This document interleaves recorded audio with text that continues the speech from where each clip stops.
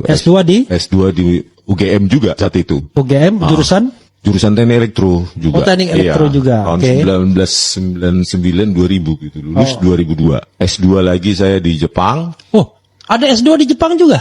Saya minta, Bang. Karena agak kurang keren S2 UGM gitu.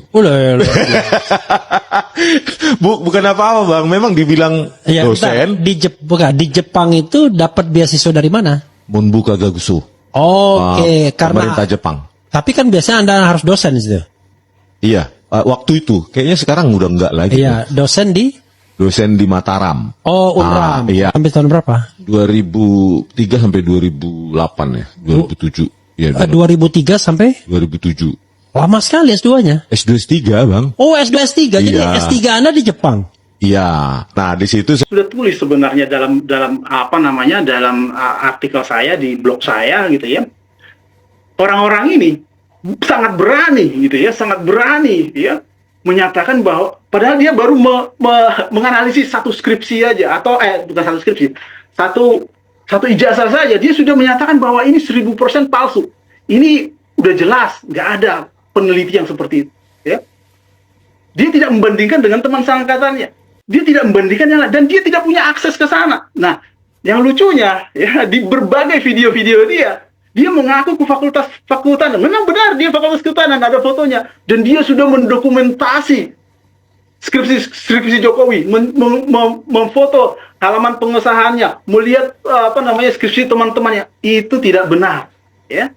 Pada saat dia ke sana, dia tidak menemukan apapun skripsi Jokowi maupun teman-temannya, ya. Sebelum tanggal 15 mereka baru bisa akses, dan itu pun sangat terbatas, mungkin hanya 2 skripsi, dan dia nggak punya kesempatan untuk mendokumentasi seperti yang saya lakukan. Justru dokumentasi saya yang digunakan dalam semua video-videonya. Semua yang ada pengesahan segala macam, yang kosong tanda tangannya, yang tangan saya yang bolak-balik, ini tangan saya. Ini yang saya gunakan, satu lagi memfoto gitu ya, tangan saya yang bolak-balik, itu tangan saya. Nah, bagaimana mungkin seorang peneliti menggunakan hasil karya orang lain, menggunakan dokumentasi orang lain? Bagaimana dia memverifikasi itu? Apakah benar itu? Kalau saya udah edit-edit bagaimana? Gitu ya. Nah, ini yang menjadi masalah. Saya nggak menyatakan saya melakukan penelitian. Dia yang menyatakan dia melakukan kajian ilmiah. Peneliti mana? Pengkaji ilmiah mana yang menggunakan dokumentasi orang lain? Harusnya dia harus mendapatkan sendiri, baru dia bisa meyakini 1000% segala macam. Masalahnya dia menggunakan data-data dari internet, data-data yang saya kirimkan. Ya, ini kesalahan fatal, ya, sehingga nggak mungkin lah, ya, bisa kita mempercaya orang-orang seperti itu. Ya. Oke. Baik, mungkin itu Mbak. Jokowi itu kelihatan ada pembatasnya. Ya, pembatasnya namanya pembatas buku yang ada tulisannya namanya Perdana. Ya, saya menarik ya, menarik itu kenapa? Karena dari situ kita bisa tahu bahwa ini dicetak atau dijilidkan di percetakan atau apa istilahnya jasa percetakan yang bernama Perdana. Kemudian saya minta ya kepada teman-teman yang ada di perpustakaan itu, coba dicari lagi skripsi-skripsi yang ada batasnya Perdana gitu ya. Ternyata banyak sekali ya, dan banyak yang seangkatan Pak Jokowi juga, di atas angkatannya juga banyak, di bawahnya juga. Dari tahun 79 itu sudah ada percetakan Perdana, bahkan sampai tahun 88. Nah, bukan hanya di Fakultas Kehutanan saja ternyata ya. Setelah saya telusuri, bahkan ada kolega saya ya, namanya Pak Heru Marwata, nanti Anda bisa cari di Facebook ya, ada dipublis juga itu ya. Itu dari Fakultas Sastra. Jadi ada banyak dosen-dosen yang lain, atau bahkan ada banyak mahasiswa alumni lain yang juga mencetakkan ya skripsinya di Perdana. Dan itu sama semua fontnya, ya, sama semua cetakannya. Jadi dari situ sebenarnya saya sudah punya feeling ini sama semua. Jadi asumsi yang disebut oleh Rismond ya, bahwa ini hanya bisa diproduksi dengan teknologi digital zamannya 90-an, harus menggunakan Microsoft Word, itu sudah terbantahkan di situ ya. Nah, apa yang saya lakukan? Yang saya lakukan, saya menghubungi dia pertama kali. Rismond, ya, saya kirimkan mungkin chatnya ya, nanti saya coba tunjukkan chatnya, tapi saya coba ceritakan deskripsinya dulu ya. Saya hubungin dia untuk menyadarkan dia sebenarnya bahwa asumsi dia itu tidak benar, bahwa teman-teman yang lain juga menggunakan teknologi yang sama, menggunakan font yang sama, nggak ada bedanya. Itu yang pertama kali. Artinya itu untuk membantah ya asumsi berkaitan dengan font. Ya. Kenapa? Karena nggak mungkin juga itu dipalsukan semua. Karena saya lihat sendiri, saya rasakan sendiri. Dan dokumentasi inilah sebenarnya yang saya kirimkan ke dia. Tujuan saya untuk menyadarkan dia bahwa asumsi itu tidak benar. Ya. Tetapi apa yang dilakukan dia? Saya diblokir. Ya. Awalnya kita berdebat melalui komunikasi. Saya ajak dia datanglah ke sini berdua kita. Saya bisa tunjukkan semuanya. Tapi apa yang dilakukan? Nggak benar itu, semuanya palsu itu. Buktinya nggak ada tanda tangannya semua. Nah, memang dia akan beralih gitu ya. Setelah formnya terbantahkan, dia lari ke tanda tangan. Nah, ini contohnya, inilah orang-orang yang mencari namanya pembenaran, bukan mencari kebenaran. Padahal sebagai ahli forensik kita itu mengungkap fakta.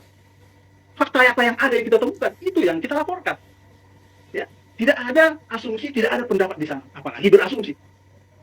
Itulah sebenarnya laporan forensik digital yang resmi atau yang benar ya. Forensik apapun hanya mengungkap fakta, tidak boleh berargumen. Forensik katakanlah di kedokteran, forensik tubuh, forensik apapun itu tidak pernah berpendapat, tidak pernah membuat asumsi. Ya, kita hanya menyampaikan fakta. Nah, ketika kita mungkin di pengadilan nanti ditanyakan apakah pendapat Anda terkait ini, baru boleh berpendapat. Ya. Nah, itu prinsipnya ya. Jadi laporan forensik digital hanya mengungkap fakta-fakta. Forensik apapun kurang lebih sama, hanya mengungkap fakta-fakta. Dia tidak boleh berpendapat menyatakan ini palsu atau tidak, karena dia tidak berwenang untuk itu. Ya. Salam waras. Nah, sekarang si Rismond semakin terdesak ya. Dalam kasus tuduhan ijazah Pak Jokowi palsu ini. Karena Joshua Sinambela sudah keluar nih. Dia menjelaskan secara rinci apa yang dikerjakan oleh si Rismond. Jadi si Rismond ini katanya menganalisa. Ternyata analisanya itu abal-abalan. Melakukan kajian-kajian ilmiah, ya kajian-kajian ilmiahnya itu abal-abal. Karena sumber data yang diambil itu banyak sekali, yang sumber data yang disebarkan itu yang diambil oleh Joshua ini. Karena Joshua ini benar-benar melakukan penelitian, melakukan riset, dan dia itu berteman dengan Rismond. Nah, foto-foto dari si Joshua ini diambil oleh si Rismond, diklaim itu miliknya. Nah, yang anehnya juga sampai sekarang si Rismond tidak melakukan pembelaan bahwa S3 dan S2-nya yang di Yamaguchi itu adalah palsu. Karena dia kan gembar-gembornya menyatakan bahwa dia S3, S2, S3 dari Yamaguchi, dan itu sudah diberikan keterangan bahwa oleh Yamaguchi bahwa ijazahnya itu tidak dikeluarkan. Beda sekali kalau yang menyatakan itu dari pihaknya Pak Jokowi, mulai itu rame. Keluar-keluar deh dia. Sedangkan untuk salah ucap saja dari Fakultas Kedokteran, itu jadi heboh sekali. Sepertinya jadi bahan yang sangat besar bagi mereka, dan itu sayangnya dipercaya oleh pembenci Jokowi yang akut, yang saya bilang kata-kata ya, Raja Goblok. Kalau si Rocky Gerung Raja Dungu, nah rombongan ini ya Raja Goblok, ya terserah. Nah, rata-rata juga kalau yang muncul di platform-platform media sosial itu yang menghujat Pak Jokowi itu pakai akun palsu, fake akun atau second akun, yang isinya itu hanya pertemanannya itu 2, 3, paling banyak lah 10 atau 16. Itu yang pakai fake akun yang kayak gitu, kata-katanya itu pedas sekali itu. Kalau protes, pedas-pedas sekali. Jadi sekarang ini masyarakat itu masih menunggu keterangan dari Polda Metro Jaya untuk menetapkan tersangka-tersangka ini, agar rakyat Indonesia ini tentram dari gunjingan-gunjingan yang sangat tidak mendidik ini. Oke, jadilah masyarakat yang cerdas. Kita bisa memilah mana yang benar dan mana yang salah. Salam waras.